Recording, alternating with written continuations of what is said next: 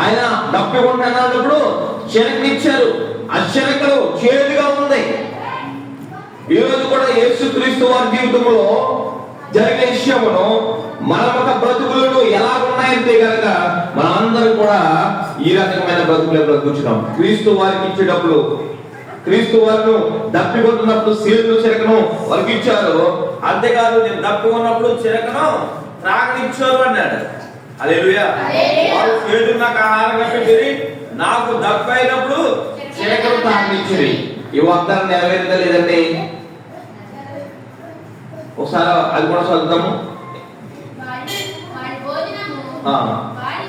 కాదు, యోహాను సువార్తలో సమస్తమును అప్పటికి సమాప్తమైనది ఎరిగి యేసు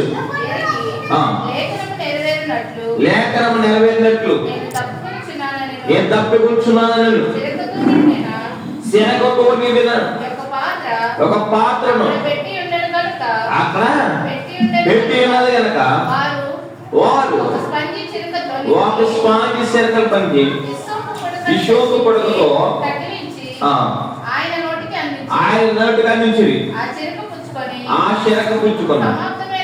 ఏమన్నా చెరక పుచ్చుకున్నాడు. షేరుతో